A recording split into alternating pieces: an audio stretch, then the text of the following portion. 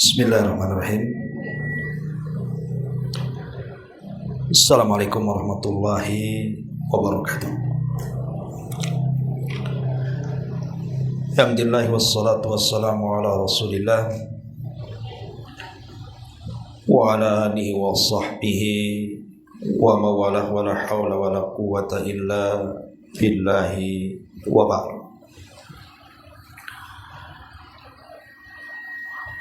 Alhamdulillah, segala puja dan puji hanya milik Allah subhanahu wa ta'ala.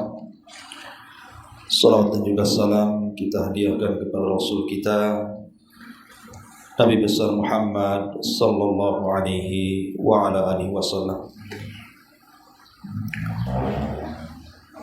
Kita lanjutkan kajian kita, masih membahas kitab Bulughul Maram dan masih membahas bab Salatil Jum'ah. Kita masuk pada hadis yang ke 447 dalam kitab ini. Masih dari hadis Abi Hurairah radhiyallahu anhu. An Abi Hurairah radhiyallahu anhu anna Rasulullah sallallahu alaihi wasallam dzakara yaumal jum'ati faqala fihi sa'atun la yuwafiquha 'abdun muslimun wa huwa qa'imun yusalli yas'alullaha 'azza wa jalla syai'an illa a'tahu iyyahu wa asyara biyadihi yuqalliluha muttafaqun alaihi wa fi riwayatin lil muslim wa hiya sa'atun khafifatun.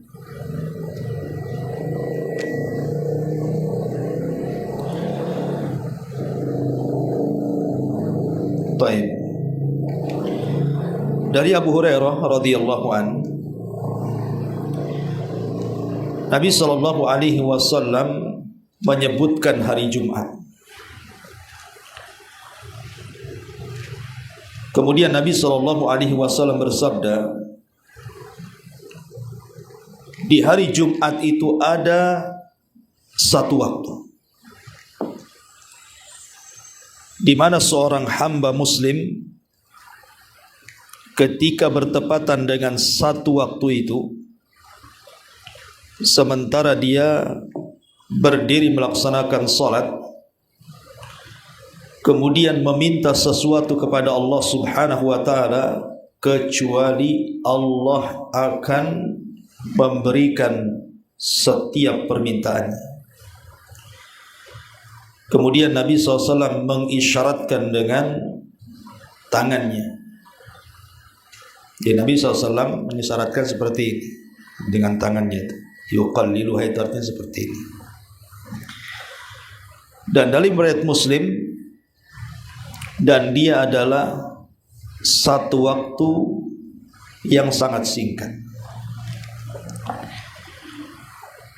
Kemudian hadis yang selanjutnya, an Abi Burdah an abihi qala sami'tu Rasulullah sallallahu alaihi wasallam yaqul hiya ma baina an yajlisal imamu ila an yuqda as-salatu. Rawahu Muslim wa rajjaha ad-Daruqutni annahu min qauli Abi Burdah. Dalam riwayat Abi Burdah dari bapaknya radhiyallahu anhu, dia mengatakan, aku mendengar Nabi sallallahu alaihi wasallam bersabda, waktu itu adalah antara duduknya imam, maksudnya khatib, sampai selesai salat Jumat. Hadis ini dikeluarkan Imam Muslim, tapi Imam Daruqutni menguatkan bahwa ini bukan perkataan Nabi, tetapi perkataan Abi Burdah radhiyallahu anhu.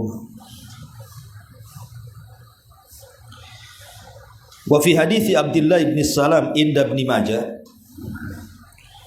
dan dalam hadis Abdullah bin Salam yang dikeluarkan Ibnu Majah, wa Jabirin inda Abi Daud wa Nasa'i, dan juga riwayat Jabir yang dikeluarkan Abi Daud, An-Nasa' dan juga An-Nasa'i, annaha ma baina salatil asri ila ghurubi syamsi. Maksudnya waktu yang mustajab itu adalah setelah solat asar sampai terbenam matahari. Baik, ini feedback ini terlalu dekat tapi ya.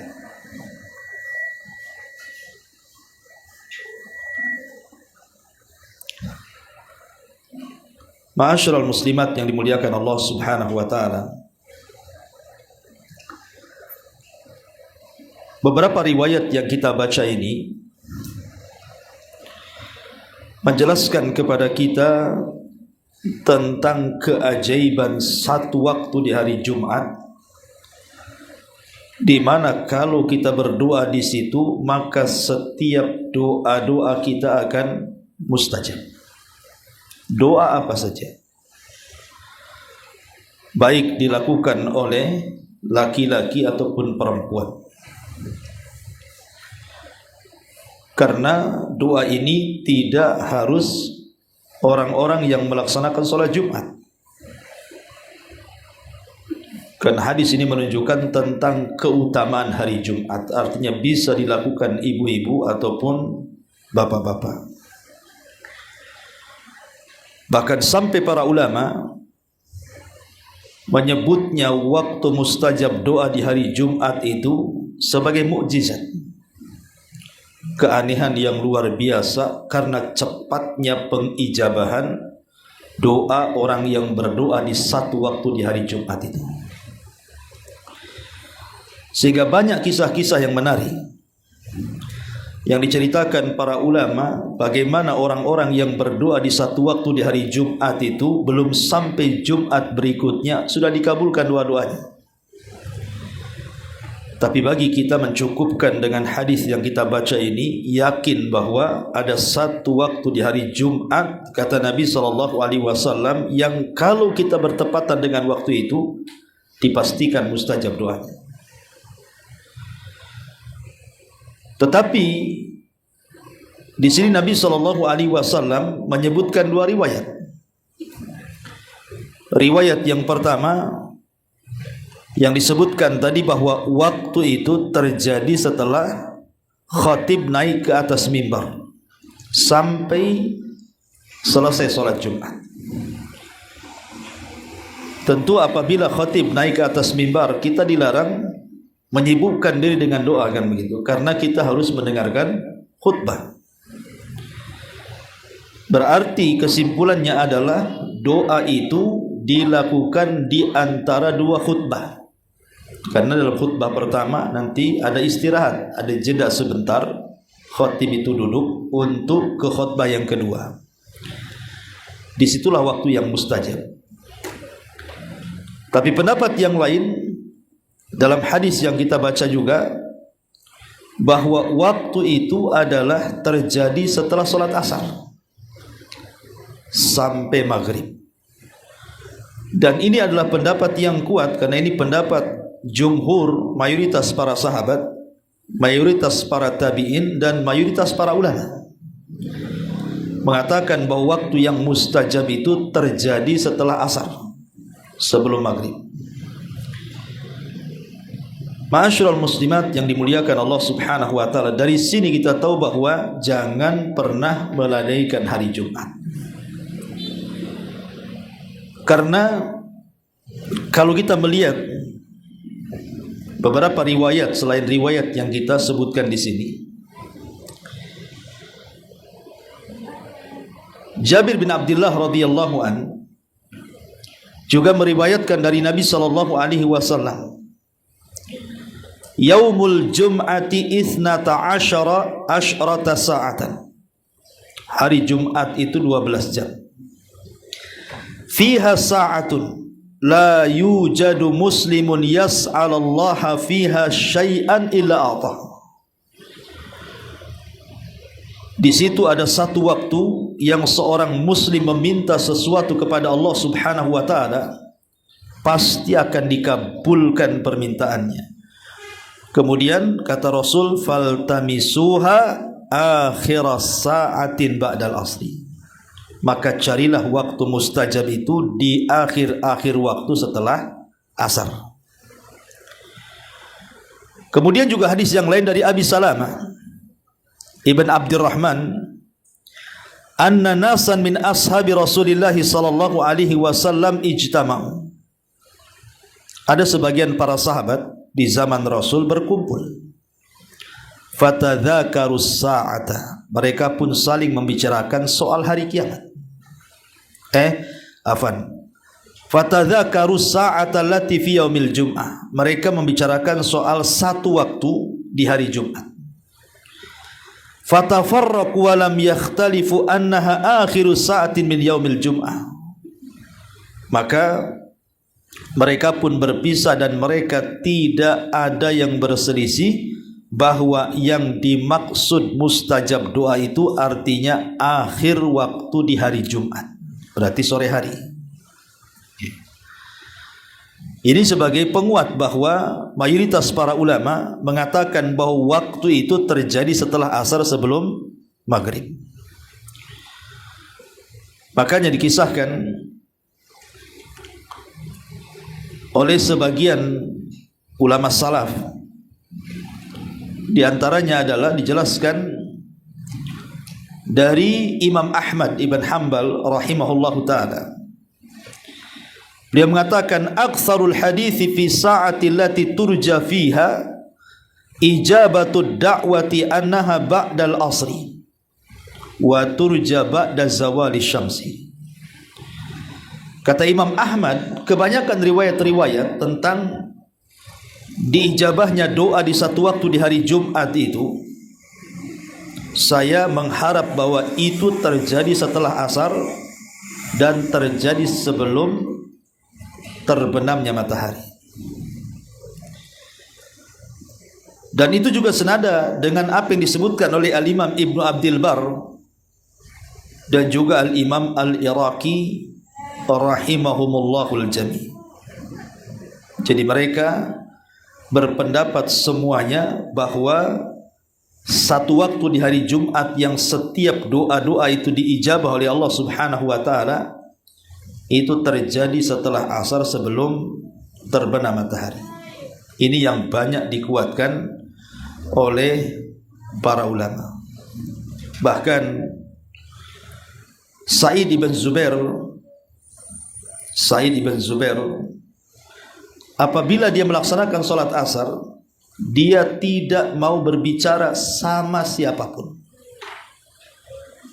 sampai terbenam matahari di hari Jumat.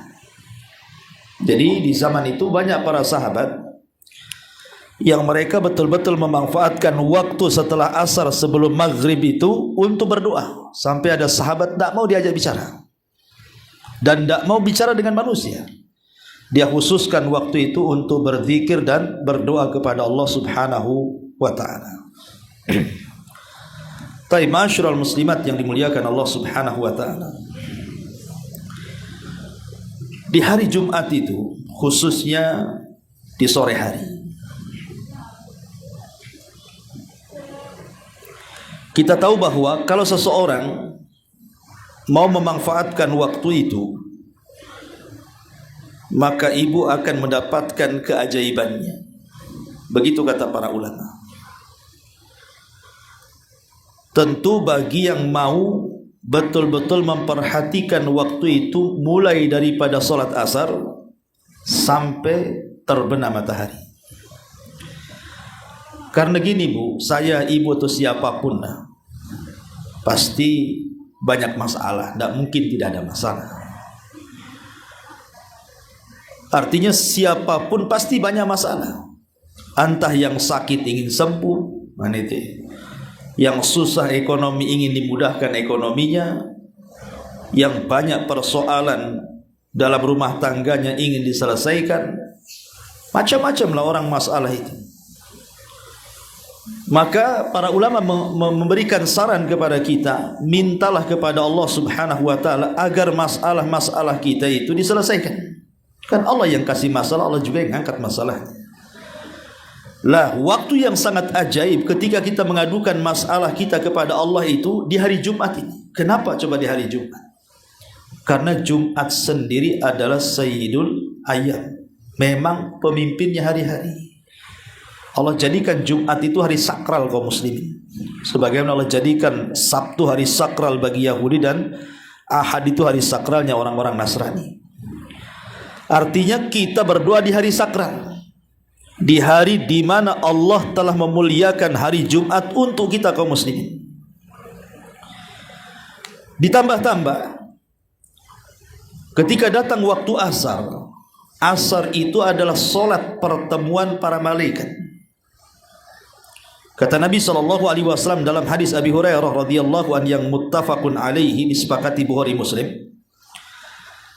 Kata Nabi SAW, yata'aqabuna fikumul malaikatu, malaikatul laili wa malaikatul nahar, wa yajtami'una fi salati subhi wa salatil asri.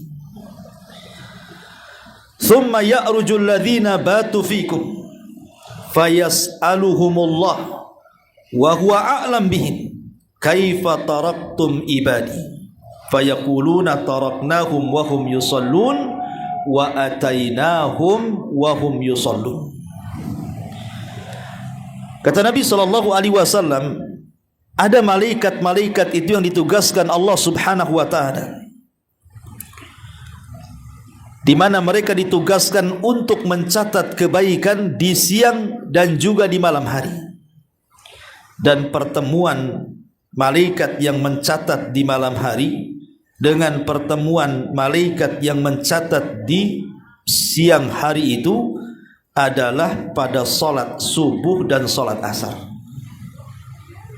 Jadi solat asar itu pertemuan para malaikat yang mencatat amal. Jadi ketika malaikat siang ini turun di waktu subuh, kemudian mencatat amal apa saja yang kita lakukan dari kebaikan, entah siang itu ibu baca Quran, berzikir, salat, silaturahim, sedekah, atau apa saja dicatat malaikat itu. Kemudian datang waktu salat asar, kita menegakkan salat asar, lah malaikat-malaikat itu naik ke langit. Di waktu yang sama, malaikat yang mencatat kebaikan di malam hari turun saat manusia sedang salat asar. Jadi manusia sedang salat asar itu, malaikat siang naik ke langit untuk melaporkan apa yang ia catat, malaikat malam turun bersamaan. Makanya kenapa salat asar itu dapat dua catatan. Pertama dicatat oleh malaikat siang, yang kedua dicatat oleh malaikat malam. Dan disitulah pertemuannya. Makanya Rasul mengatakan wa yajtami'una fi salati subhi wa salatil asri. Mereka berjumpa di salat subuh dan salat asar. Kemudian mereka pun naik dan melaporkan catatannya. Kemudian Allah bertanya kepada mereka, dan Allah sudah tahu, tapi Allah ingin bertanya saja, apa yang kalian tinggalkan? Sedang apa hamba-hambaku?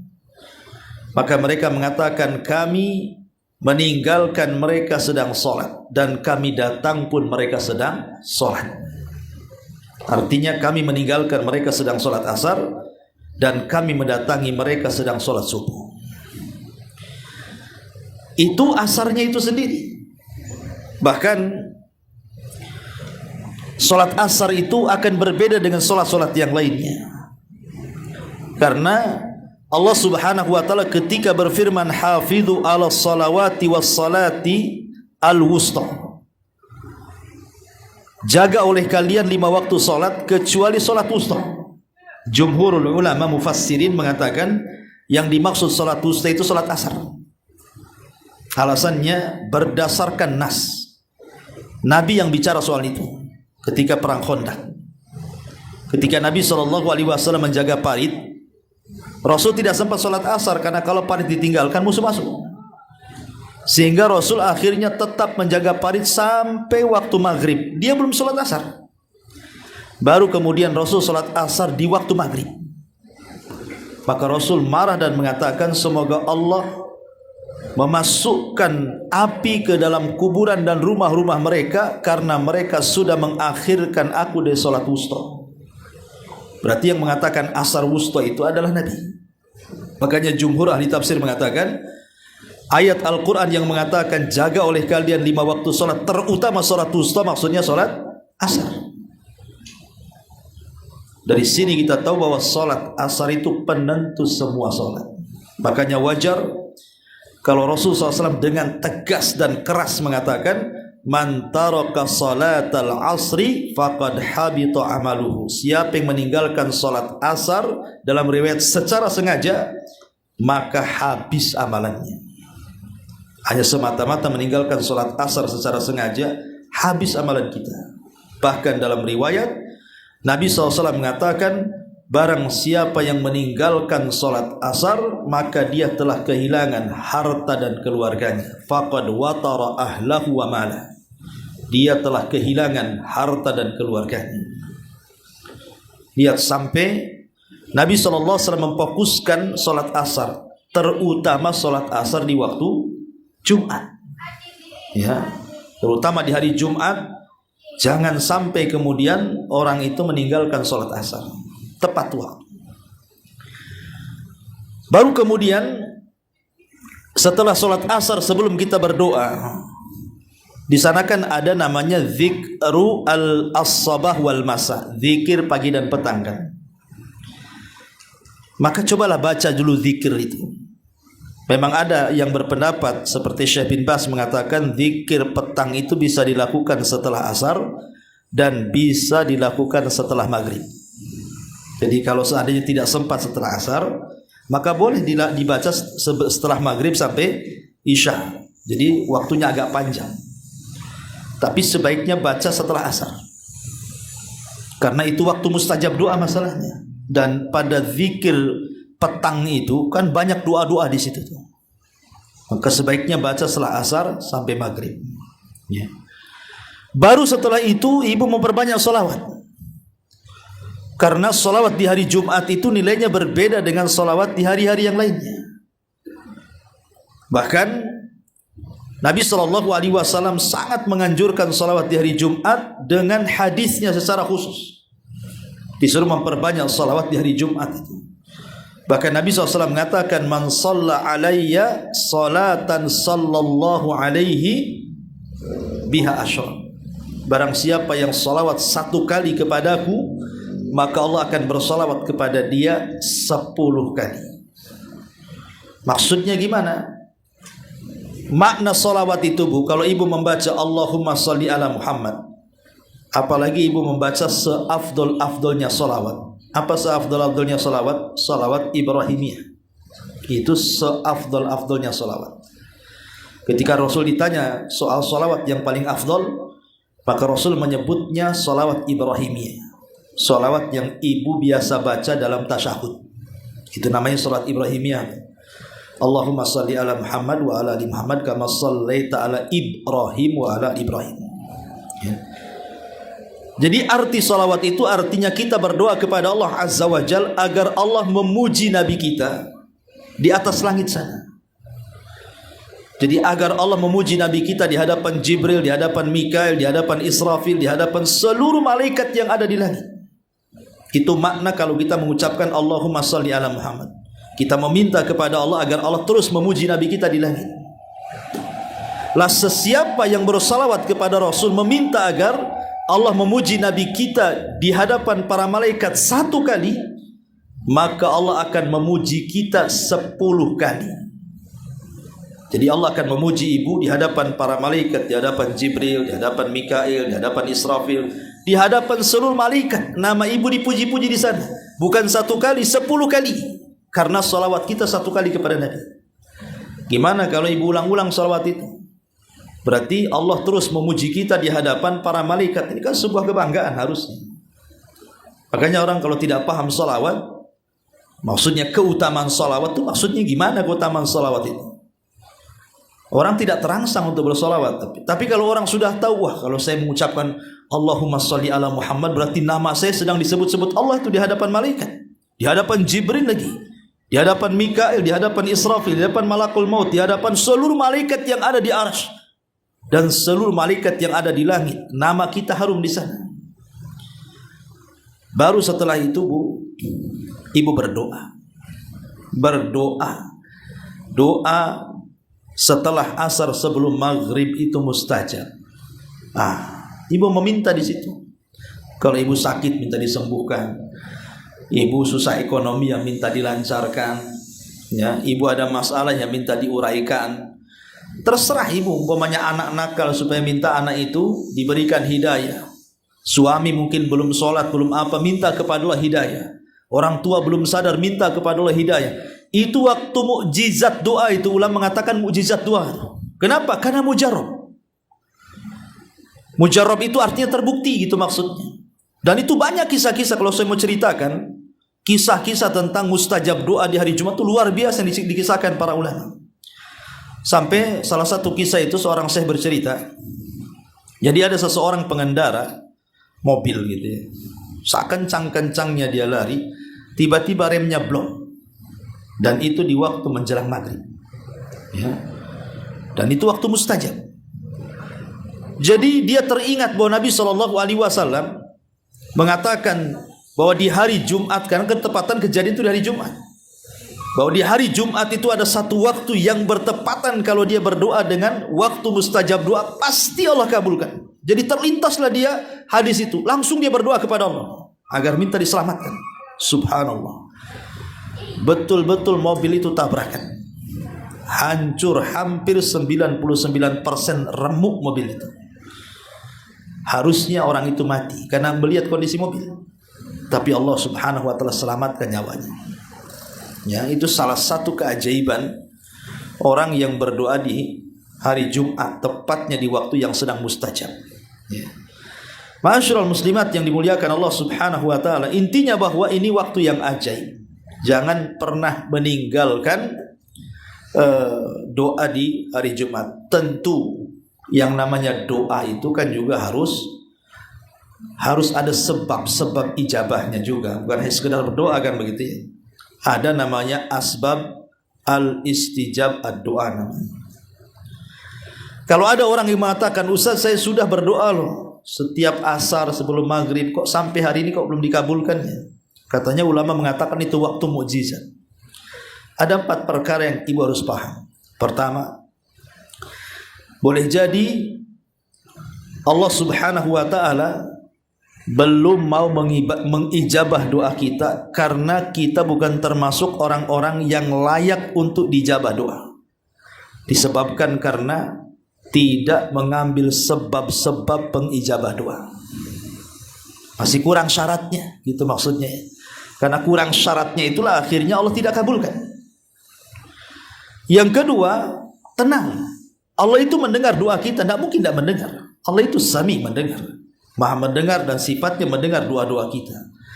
Allah itu mendengar dan akan mengijabah doa kita lambat ataupun cepat. Pasti dikabulkan oleh Allah Subhanahu wa taala. Yang jelas jangan kita mengeluarkan kalimat istijal. Kalimat istijal itu kenapa dan kenapa. Kenapa saya sudah berdoa kok tidak dikabulkan? Kenapa saya sudah berdoa kok dikabulkan? Jangan ucapkan kalimat itu. Justru ucapan itulah yang menghalangi doa dikabulkan. Kemudian yang ketiga, boleh jadi bukan berarti Allah tidak mengijabahi doa kita. Sebenarnya Allah sudah ijabah doa kita, tetapi Allah kabulkan di luar permintaan kita. Kita minta lain, pengabulannya lain.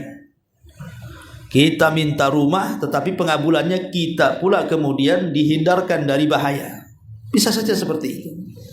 Atau boleh jadi Allah Subhanahu wa taala belum mengijabah kita itu karena sebuah kemaslahatan. Sebab kalau seandainya dia miskin tiba-tiba dikayakan mendadak, bisa kufur dia. Ataupun mungkin kalau dia sedang sakit dicepatkan segera, mungkin bisa saja melampaui batas, kembali kepada kemaksiatannya kan gitu. Maka itu kemaslahatan kita. Kenapa Allah lambatkan pengabulannya? Untuk kemaslahatan kita. Boleh jadi kita belum siap. Betapa banyak orang yang miskin jadi kaya akhirnya melampaui batas. Berapa banyak orang sakit disembuhkan akhirnya maksiat lagi. Sengaja ada maslahat yang baik untuk kita, ambil hikmah di balik itu. Ataupun yang terakhir boleh jadi sebenarnya Allah kabulkan tapi tidak di dunia, di akhirat, untuk meningkatkan kita di sorga. Tingkatan-tingkatannya nanti Allah akan tinggikan lagi di sorga. Tetapi yang jelas bahwa dalam doa itu yang harus ibu lakukan yang pertama kali harus ada keyakinan. Kalau tidak yakin percuma. Berdoa itu tuh apa kalau nggak yakin? Jadi ibu berdoa di hari Jumat itu sebelum maghrib setelah asar itu harus ada keyakinan itu waktu mustajab. Makanya dalam bentuk keyakinan itu seperti apa? Ulama mengatakan, coba ibu luangkan waktu 1 jam sajalah dari asar ke maghrib itu. Luangkan waktu. Hindarkan perkara-perkara yang melalaikan. Sudah, jangan pegang handphone, tinggalkan handphone. Jangan nonton TV, tinggalkan TV. Jangan membaca koran, majalah atau yang semacam, tinggalkan itu semuanya. Pokoknya betul-betul hal-hal yang akan melalaikan itu dalam 1 jam itu fokuslah. Jangan ada hal-hal yang melalaikan. Tidak megang handphone, tidak nonton, tidak ini, tidak itu. Pokoknya murni memang ibu niat memang 1 jam itu tidak boleh ada yang mengganggu. Masuk ke tempat musola ibu dalam rumah, duduk di sajadah ibu, mulailah ibu berdoa di situ. Itu menunjukkan kalau ibu itu yakin itu waktu mustajab. Dan tidak harus juga berdoa itu di rumah, di mana saja. Ya, di jalan di mana saja, asal fokus. Tapi maksudnya untuk menunjukkan bahwa waktu itu adalah waktu yang sangat mustajab doa dan kita yakin, bentuk keyakinannya itulah kita menghilangkan semua yang melalaikan tadi. Jadi ketika kita menghilangkan yang melalaikan tadi, itulah bentuk yakinnya kalau doa itu adalah mustajab. Tapi kalau enggak begitu ya ibu enggak yakin kalau begitu. Ya, jadi dalam 1 jam itu udah tinggalkan semuanya. Kan berdoa tidak harus 1 jam juga. Bisa saja 10 menit, bisa saja 15 menit. Yang jelas setelah asar ke maghrib lah itu kan, atau lebih tepatnya mendekati waktu maghrib lah, 1 jam mendekati waktu maghrib, jam 5 sampai jam 6 lah kalau kita buat jam itu mustajabnya doa di situ di hari Jumat itu. Baru setelah kemudian ibu yakin dengan cara menghilangkan semua yang melalaikan, disitulah ibu merengek seperti anak kecil meminta sesuatu kepada kita. Coba bu, kalau ada anak minta sesuatu kepada kita kan, sampai nangis-nangis, guling-guling, rengek-rengek, lama-lama kita jengkel pun kasihan juga akhirnya. Itu kepada sesama makhluk tuh. Walillahil matsalul a'la. Maka permisalan Allah Subhanahu wa taala tentu lebih berhak lagi, lebih tinggi lagi. Dan jangan pernah bosan.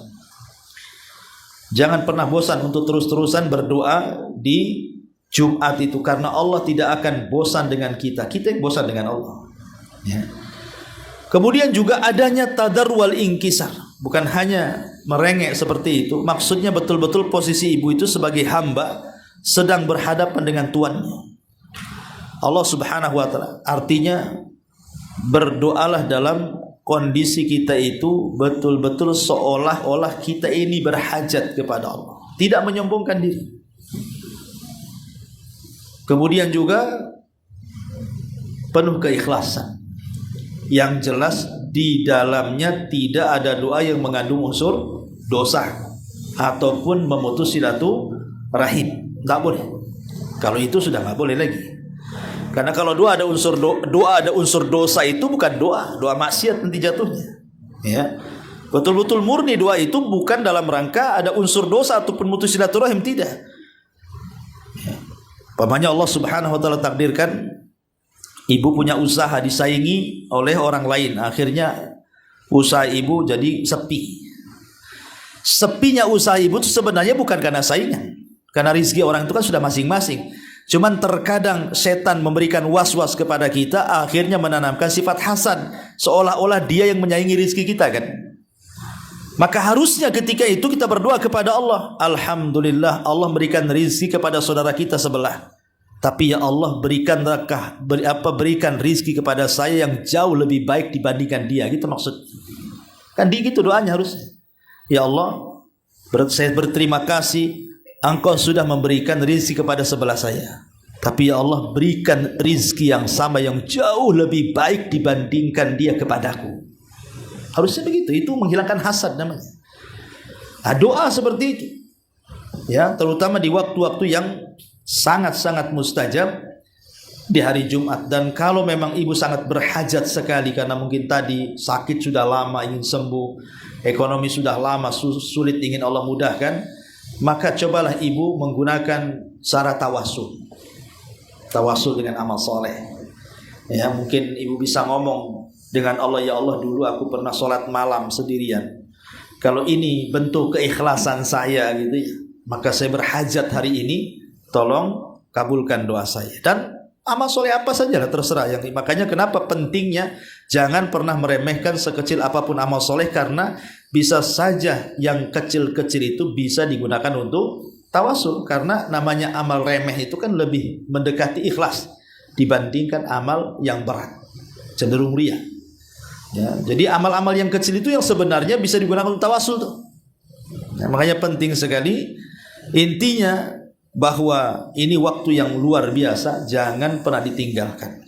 Itulah hadis yang kita baca di sini, bahwa waktu itu adalah di antara dua khutbah, tetapi kebanyakan para ulama waktu yang mustajab doa di hari Jumat itu setelah asar sebelum maghrib atau mendekati ke waktu maghrib.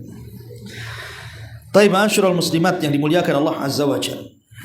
Dan doa sendiri sebenarnya tidak ada ruginya orang berdoa itu. Tidak mesti juga di asar di hari Jumat kan. Bahkan di hari Jumat di jam berapa saja sebenarnya itu doa bagus.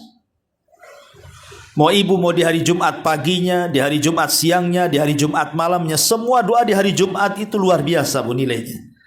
Tetapi maksudnya kan dihususkan di asar sebelum maghrib gitu ya, ataupun ada yang berpendapat di antara dua khutbah. Ketika terjadi perselisihan para ulama seperti ini bu, akhirnya terjadi seperti Lailatul Qadar jadinya. Kecuali kalau Rasul mengkhususkan, oke, pada asar, jelas, nggak ada khilaf ulama kan. Lah ketika terjadi khilaf ulama, seolah-olah kita belum tahu di jam keberapa tuh. Tapi kalau seandainya kita gunakan doa itu pokoknya pagi, siang, sore, malam, maka persis seperti kita mencari Lailatul Qadar. Kalau kita hidupkan nih, mulai dari tanggal 20 malam Ramadan sampai selesai bulan Ramadan, dipastikan kita dapat Lailatul Qadar. Begitu juga doa di hari Jumat.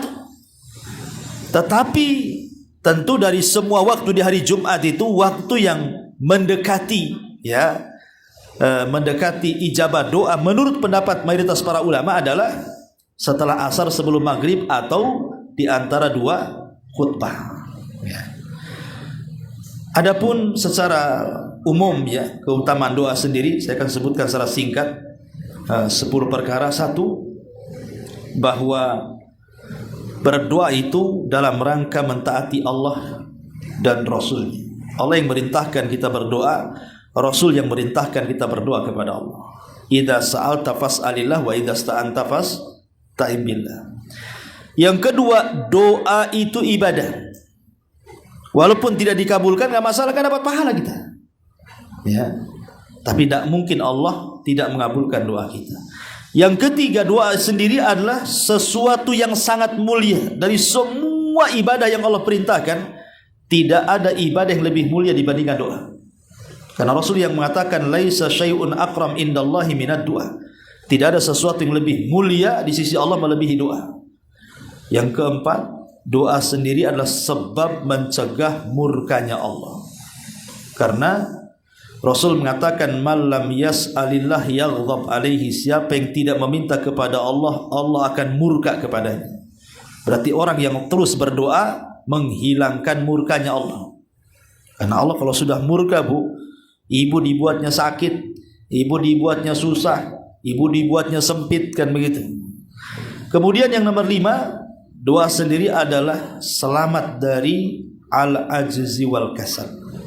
Orang yang berdoa itu hakikatnya menghindarkan diri dari sifat lemah dan malas. Karena Rasul yang mengatakan selemah-lemah manusia adalah orang yang lemah dari doa, dan sebakhil-bakhilnya manusia adalah orang yang bakhil mengucapkan salam.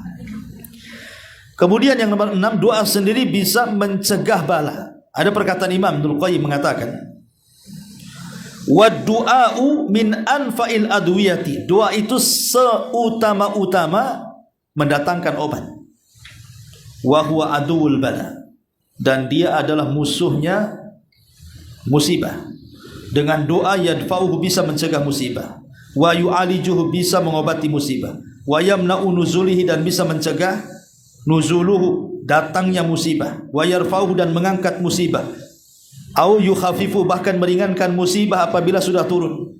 Dan dia adalah senjata seorang mukmin. Bayangkan, doa ini mencegah musibah sebelum, sedang, dan telah, kan itu.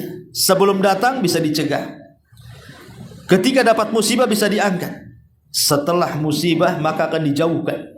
Itulah manfaat doa, kata Imam Ibnul Qayyim rahimahullahu ta'ala. Dan yang nomor 7, doa sendiri adalah bentuk kebersamaan Allah dengan kita. Berdasarkan sabda Rasul, ana inda dhanni abdi bi wa ana ma'ahu idza da'ani.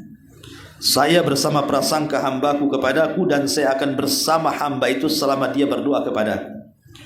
Yang nomor 8, doa sesuatu yang sangat dicintai Allah subhanahu wa ta'ala. Dan yang nomor 9, sebab lapangnya dada itu adalah doa. Kalau ibu sempit dadanya, berdoa, maka Allah akan lapangkan dadanya. Dan yang terakhir, sebab istiqomah. Kalau kita ingin istiqomah, maka lakukan doa. Allahumma ya muqallibal qulub, tsabbit qalbi ala dinik. Ma'asyiral muslimat yang dimuliakan Allah Azza wa Jalla, inilah diantara keutamaan doa di hari Jumat berdasarkan beberapa riwayat yang kita baca di sini. Ibu, ada sedikit faedah ya, sebelum kita tutup. Ada orang-orang yang mereka dianggap rugi apabila datang di hari Jumat, karena mereka tidak mengetahui tentang keutamaannya. Padahal hari Jumat itu kan datangnya seminggu sekali. Harusnya yang datang seminggu sekali, apabila datang harinya, harusnya kita pandai memanfaatkan. Karena belum tentu ketika Jumat ini kita temui, Jumat depan itu kita bisa lalui. Bisa saja meninggal sebelum itu. Makanya ulama mengatakan ada kesalahan-kesalahan fatal yang dilakukan khususnya di hari Jumat, dan itu bisa menjadikan hidupnya sulit, baik di dunia ataupun akhirat, karena dia telah meluputkan pahala yang sangat besar. Bahkan ketika dia melakukannya terancam dengan azab, tidak di dunia, di kuburan, bahkan pada hari kiamat.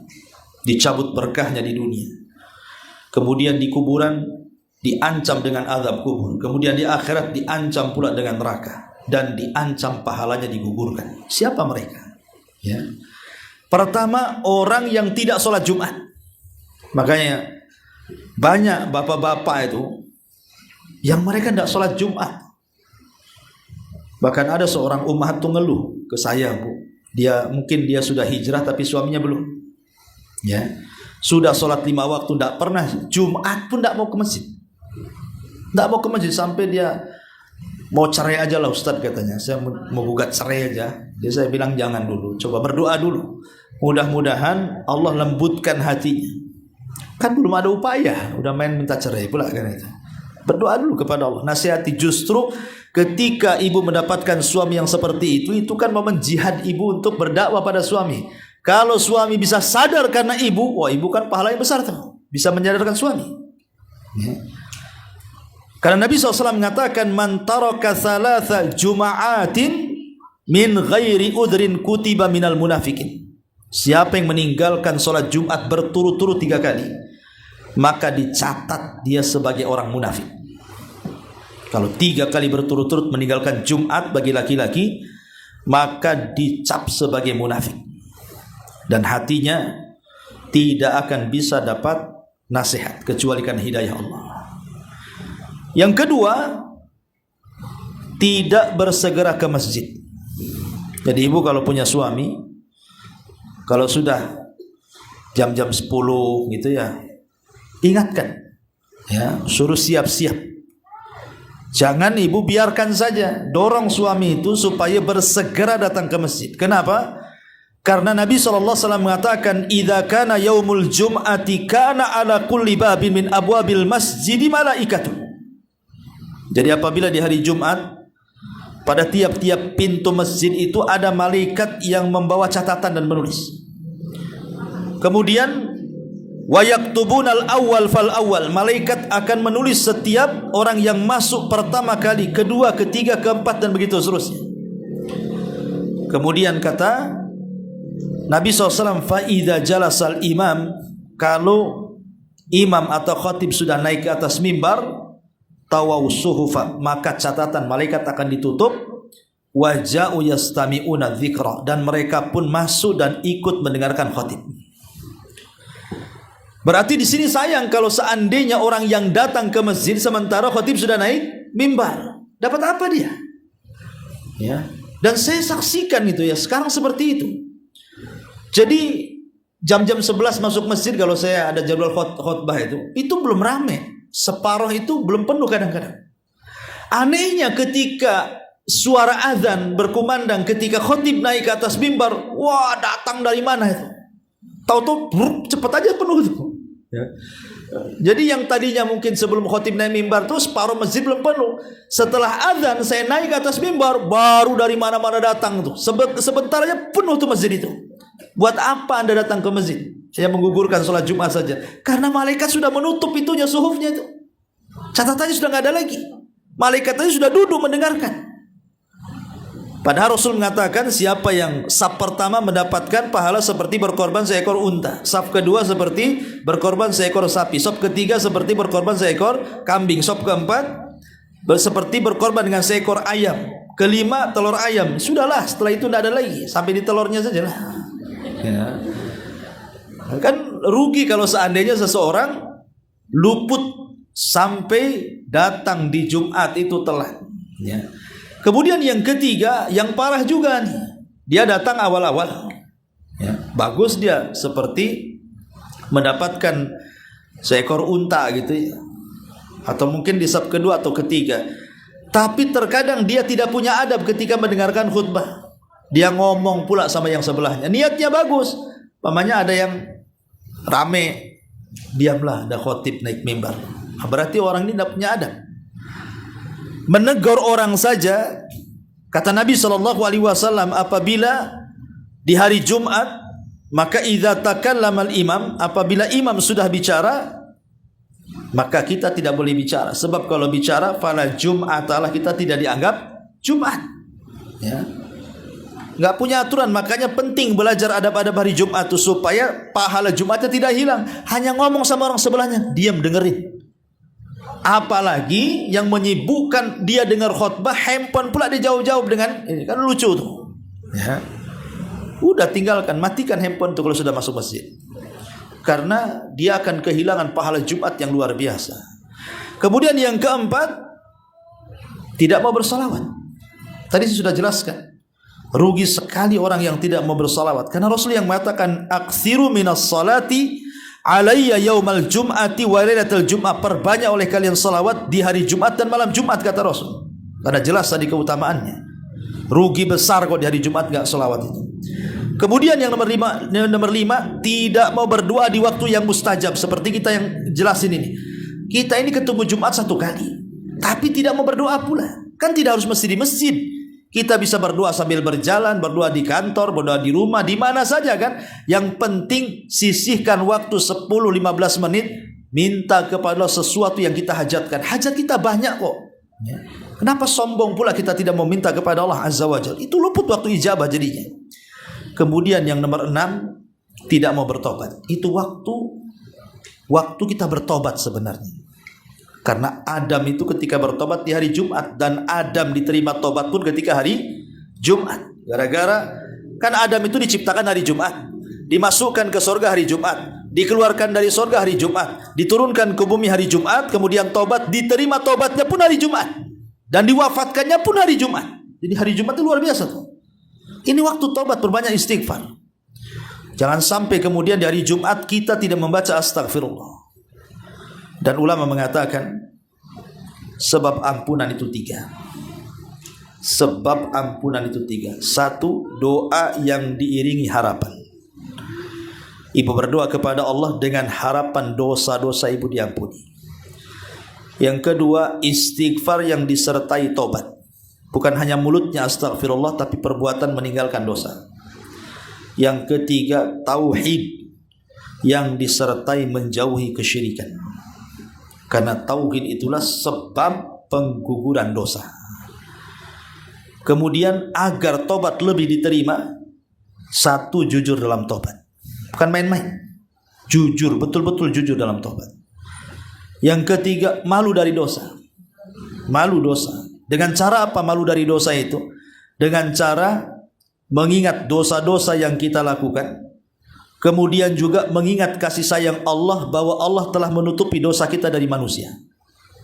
Jadi malu kepada Allah itu artinya kita malu dari dosa-dosa yang kita lakukan. Kemudian ingat kasih sayang Allah, bahwa banyak dosa yang kita lakukan Allah tidak bongkar aib kita kepada manusia. Kemudian yang ketiga, meminta kepada Allah agar hati kita bisa berubah. Karena kalau hati kita tidak bisa berubah, walaupun kita baca istighfar 1000 kali pun tetap kita ahli maksiat. Hanya hati yang dirubah Allah lah, dia akan menjadi hamba yang bertobat kepada Allah Azza wa Jalla. Kemudian yang nomor 7, jangan meninggalkan sholat subuh di hari Jumat. Sholat subuh di hari-hari yang lain tetap tidak boleh ditinggalkan. Tapi khusus di hari Jumat ini ada istimewa. Ada keistimewaan khusus. Karena Nabi SAW yang mengatakan, afdolus salawati indallah salat subhi yaumal jum'ati fi jama'atin. Seafdol-afdolnya salat di sisi Allah adalah salat Jumat, salat subuh di hari Jumat dan berjamaah. Bagi laki-laki, kalau perempuan kan di rumah. Tapi kalau perempuan ingin ke masjid tidak masalah. Karena sahabiah di zaman Rasul tidak ternukilkan riwayat mereka masuk ke masjid dan berjam bersama Rasul kecuali di hari di sholat subuh. Jadi sholat subuh itu sahabiah mereka datang ke masjid. Ya. Dan yang terakhir, tentunya jangan pernah menyibukkan jual beli ketika khatib naik ke atas mimbar. Bagi laki-laki tentunya. Kalau perempuan kan tidak wajib sholat Jumat, boleh dia jual beli. Maka kalau sampai 8 perkara ini menyibukkan kita, maka itu rugi dunia akhirat namanya. Ini kan hari Jumat itu kan datangnya seminggu sekali, ya, dan itu adalah pemimpinnya hari-hari. Adapun amalan bagi wanita, khusus bagi ibu-ibu ya, di hari Jumat ini. Ya. Pertama, Bu, jangan sampai di malam Jumat ibu begadang terlalu malam. Ya, ibu jangan sampai begadang terlalu malam. Dikhawatirkan ibu tidak bisa sholat fajar subuh Jumat tidak tepat waktu. Umpamanya ibu tidurnya jam 1, bangun jam 6. Ini hari Jumat, kan rugi jadinya. Karena subuh di hari Jumat berbeda, saya sudah katakan tadi, dengan subuh-subuh di hari-hari yang lain. Sebab apa? Sebab kiamat itu terjadi di subuh hari Jumat. Kiamat itu terjadi di subuh hari Jumat. Makanya jangan sampai kemudian ibu tidur terlalu larut malam, akhirnya subuhnya meleset. Ini yang pertama, ya. Tidur yang kira-kira ibu bisa bangun di sepertiga malam akhir. Yang kedua, setelah ibu sholat fajar, duduk di tempat sholat. Kalau bisa berzikir, baca Quran sampai terbit matahari. Lakukan sholat syuruk 2 rakaat. Di situ pahalanya sama dengan haji dan umrah secara sempurna. Kemudian yang ketiga, kenapa kemudian Nabi SAW memfokuskan subuh di hari Jumat? Ya, saking pentingnya subuh di hari Jumat, terkadang Rasul membaca surat-surat khusus. Rasul membaca surat khusus dalam sholat subuh itu. Terkadang Nabi SAW membaca surah As-Sajdah, kemudian juga surah Al-Insan. Terkadang membaca surah Al-Ghasiyah atau surah Al-A'la. Kenapa? Karena dalam surat-surat itu diingatkan pertama soal penciptaan Adam, yang kedua diingatkan soal hari kiamat. Karena dua-duanya terjadi di hari Jumat tuh.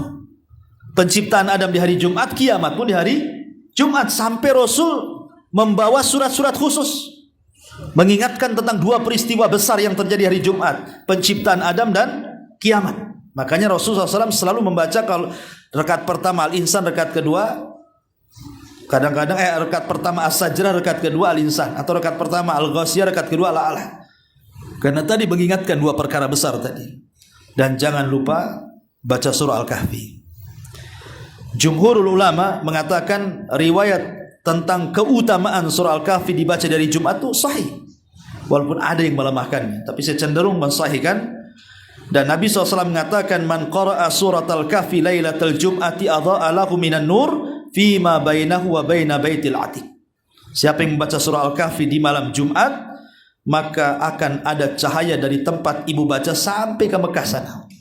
Ya, itu keutamaan surah Al-Kahfi. Kemudian yang keempat, ba'da salatil asri, setelah salat asar, ya, ibu sibukkan mungkin dengan bersilaturahim, mengunjungi orang sakit, ataupun bersedekah dan begitu seterusnya, selain daripada doa, karena itu waktu berkah masalahnya, waktu di mana doa kita mustajab. Maka iringi dengan ibadah-ibadah yang lainnya juga. Kalau ingin sedekah di hari Jumat itu, maka sedekahlah pada asar. Ya, sedekahlah pada asar, atau silaturahim pada asar, atau melakukan amalan pada asar, karena itu waktu yang berkah. Kemudian yang nomor 5, sebelum maghrib jangan lupa berdoa. Tadi saya sudah jelaskan, ya, untuk ibu-ibu. Kemudian setelah sholat maghrib, setelah sholat maghrib di malam Jumat itu, berusaha ibu kumpul dengan keluarga. Ya, disitulah ibu bisa berdakwah, nasihati anak-anak, gitu ya. Kemudian berdiskusi dengan suami dan begitu seterusnya. Ini diantara adab-adab bagi wanita di hari Jumat. Tetapi bagi yang memang diantara ibu yang ingin sholat Jumat tidak dilarang sebenarnya. Kalau ibu ingin ke masjid sholat Jumat bersama laki-laki tidak dilarang, tetapi harus mengikuti adab-adabnya. Sama dengan laki-laki. Pertama, bagi perempuan kalau ingin sholat Jumat, ya berpagi-pagi seperti laki-laki juga. Datang ke masjid, jangan udah naik khotib ibu datang pula. Kemudian yang kedua, ibu juga melaksanakan rakaat mutlak di masjid sampai khotib naik mimbar. Ya. Kemudian yang ketiga, kalau memang belum membaca surah Al-Kahfi, bacalah di masjid sambil khotib naik mimbar kan. Kemudian juga ibu bisa melaksanakan sholat sunnah. Sholat sunnah di hari Jumat setelah sholat Jumat, 4 rakaat kalau di masjid, 2 rakaat kalau di rumah gitu ya. Kemudian ketika ibu hadir di masjid, maka perhatikan adab-adab seorang wanita apabila keluar rumah. Tidak menggunakan pakaian syuhra yang memfitnah orang, tidak menggunakan wangi-wangian, dan begitu seterusnya. Ya, termasuk juga apabila selesai sholat Jumat, sebaiknya ibu cepat panik pulang sebelum bapak-bapak keluar. Ibu sudah balik duluan, supaya jangan ada ikhtilat di jalan, ya, dan bisa pulang ke rumah mempersiapkan mungkin makan untuk keluarga dan begitu seterusnya. Nah, ini diantara juga adab-adab yang berkaitan dengan para wanita. Wallahu a'lam. Baik, sampai di sini kita buka tanya jawab saja. Silakan.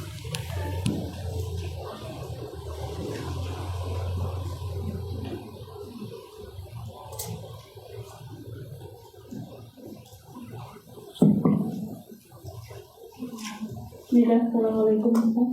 Waalaikumsalam. Ustaz, tadi kan dijelaskan meninggalkan sholat asar itu dia bagaikan orang yang kehilangan semua hartanya dan keluarganya pada hari itu. Nah, yang dipertanyakan adalah apakah yang dia kehilangan amalnya pada hari itu hanya amal sholat saja, atau semua amal-amalnya yang dia lakukan pada hari itu? Ya, alhamdulillah.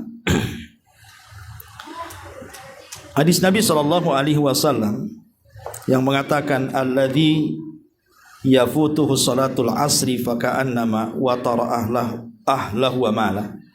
Barang siapa yang luput melaksanakan salat asar berarti dia kehilangan harta dan juga keluarganya. Maka Ibn Abdul Bar rahimahullahu ta'ala mengatakan yang dimaksud kehilangan di situ kehilangan berkah. berkah dalam harta dan berkah dalam keluarga. Dan kalau sampai kehilangan berkah dalam harta, bahaya, karena seberapa banyak harta kita kalau tidak berkah itu rasanya tidak cukup. Oh, banyak nggak cukup. Tapi kalau harta itu sedikit tapi berkah, pasti cukup. Karena Allah yang mencukupkan. Rasanya mungkin ibu kenyang aja, padahal makan sedikit. Karena berkah hartanya kan. Ada makan banyak kok nggak kenyang-kenyangnya, ini nggak berkah pula makanannya. Kuliner bisa sampai 5 kali sehari masih muat aja itu perutnya gitu ya. Jadi karena kok masih kurang aja. Nanti ada aja bayar ini, bayar itu, bayar ini sampai stres bayar. Memang ada duitnya, tapi seolah-olah kemudian mudah kali keluarnya uang itu. Nah, itu boleh jadi nggak berkah gitu ya. Tapi kalau diberkahi kan kadang-kadang sedikit tapi berkah. Anaknya baik-baik gitu sama orang tua. Perabotan-perabotan di rumah kok enggak pernah ada yang rusak, mobil enggak pernah mogok kan itu, badan kok sehat-sehat walaupun enggak minum jamu kan itu, bahasanya kan itu kan berkah namanya. Ada uang banyak tapi sedikit-sedikit sakit ke dokter habis juga duit di situ nanti. Nanti punya barang dikit-dikit mogok masuk bengkel lah itu. Nanti sedikit pecah retak susah jadinya. Ya. Jadi itu yang dimaksud taroka malahu. Jadi hilang apanya keberkahan hartanya. Dan juga keberkahan keluarganya. Itu sebagian ulama ada yang memahami seperti itu. Di sini juga saya akan bacakan beberapa perkataan ulama seperti yang disyarah oleh sebagian ulama ketika mengatakan wa tara'ah lahu wa malah di sini.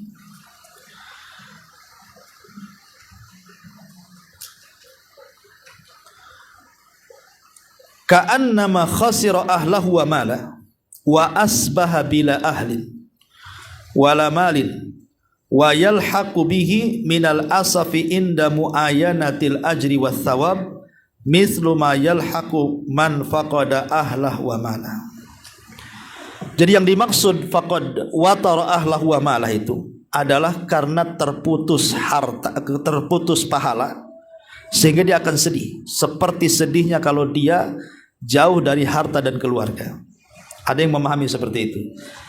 Ibu kalau jauh safar mamanya dari kampung ke Batam ini sendirian, kemudian ibu sakit, udah nggak ada keluarga, nggak punya harta, kan sedihnya macam mana kita ini kan? Seperti itulah kesedihan seseorang ketika kehilangan pahala. Maka seolah-olah dia kehilangan harta dan juga keluarganya, karena harusnya di hari Jumat itu dia mendulang pahala banyak gitu maksudnya. Kok nggak dapat apa-apa? Harusnya disedih seperti kehilangan harta dan keluarganya. Ada juga yang mentafsirkan seperti itu. Wallahu a'lam.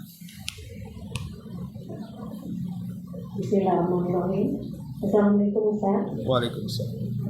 Ana ingin bertanya untuk wanita yang ingin sholat zuhur di hari Jumat, itu apakah sesudah azan di masjid atau bagaimana Ustaz? Bisa dikatakan? Iya, bagi wanita alhamdulillah yang sholat zuhur ya nunggu masuk waktu. Karena terkadang sholat Jumat kan bisa diawalkan. Terkadang sholat Jumat itu bisa diawalkan lain dengan zuhur. Kalau zuhur itu diakhirkan. Karena Nabi SAW mengatakan apabila matahari di atas kepala dan posisi masih panas, kata Rasul, abridu, dinginkan, biarkan dia bergeser ke arah barat sedikit. Kenapa? Karena panasnya terik di siang hari itu bagian dari hembusan neraka jahanam. Artinya kalau sholat zuhur diakhirkan kan sampai zawal. Tapi kalau sholat Jumat diawalkan.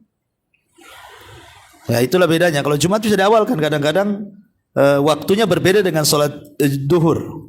Sholat Jumat agak awal dia. Kalau sholat zuhur agak akhir sedikit, ya sampai dia zawal. Maka bagi ibu-ibu yang di rumah ya tidak harus mesti ngikut bapak-bapak yang ada di masjid. Ya pokoknya nunggu matahari condong ke arah barat, sudah agak dingin ibu sholat. Itu lebih utama. Nah, karena kalau sholat Jumat itu kan memang mereka mencakup orang banyak gitu ya. Kemudian juga ada contoh Nabi SAW mengawalkan. Tapi kalau sholat zuhur justru perintah Rasul mengakhirkan. dan mengatakan abridu, kata Rasul, dinginkan. Maksudnya jangan sampai ketika panas-panasnya terik kita sholat duhur di situ.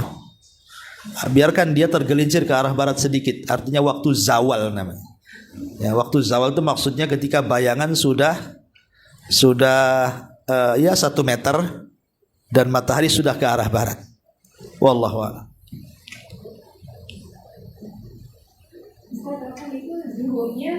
Di dulu hari Jumat saja atau Semua, bukan Jumat saja, semua. Kalau duhur itu semua sama. Karena kalau waktu duhur nggak ada kaitan dengan Jumat, karena kan ibu nggak sholat Jumat. Jadi kekhususan hari Jumat itu kan bagi laki-laki. Kalau duhur itu kan kekhususan ibu-ibu di rumah, nggak ada hubungan dengan Jumat kan. Berarti setiap duhur mau 1 minggu ya seperti itu. Kalau bisa jangan ketika waktu azan, waktu terik-terik matahari kan. Kan ibu bisa akhirkan sedikit sampai nunggu, karena ada 2 sholat yang bisa diakhirkan, 1 isya 1 zuhur. Isya bisa diakhirkan, ibu ada tamu nih, pas pula sudah qomat ada tamu, nggak usah sholat, layani tamu dulu, nanti ibu bisa akhirkan sampai di pertengahan malam, mengambil keutamaan waktu ya. Atau zuhur ketika matahari di atas itu jangan sholat dulu, biarkan dia tergelincir. Iya, pahalanya lebih besar. Allah.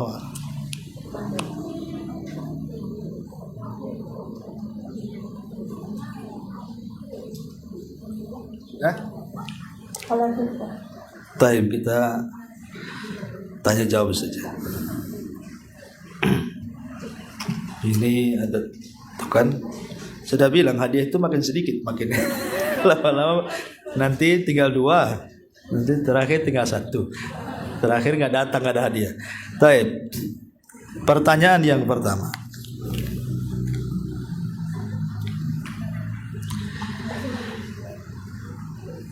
Ada perselisihan para ulama tentang waktu mustajab doa di hari Jumat. Sebutkan 2 perselisihan dan yang paling kuat yang mana? Mana? Mana? Itu. Oke. Mana itu? Ke sana atau ke sana? Oke, ke kanan dulu. Silakan.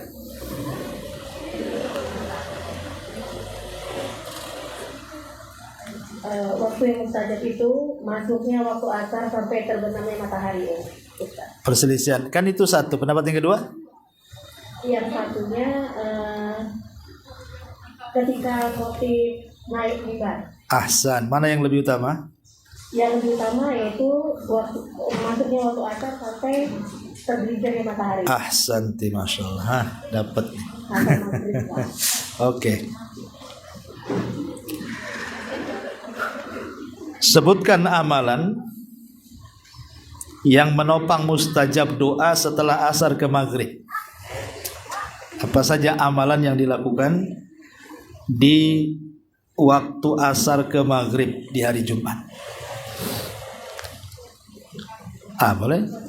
Pertama kita sholat asar, kemudian kita melakukan sholat zikir petak, kemudian berbanyak berselawat, kemudian sebelum waktu maghrib datang kita berbanyak berdoa. Ahsanti, masya Allah. Baik, terakhir. Sebab diterima ampunan, tobat. Ada 3. Sebutkan sebab diterima taubat. Ini yang sebelah nih. Oke. Yang pertama, doa yang diiringi harapan. Ahsan. Yang kedua, istighfar yang disertai taubat. Dan yang ketiga, tauhid yang disertai Ahsanti, masya Allah. Oke, sampai di sini. Subhanallah wa bihamdika, asyhadu an la ilaha illa anta, astaghfiruka wa atubu ilaik. Allahu ta'ala alam. Assalamualaikum warahmatullahi wabarakatuh.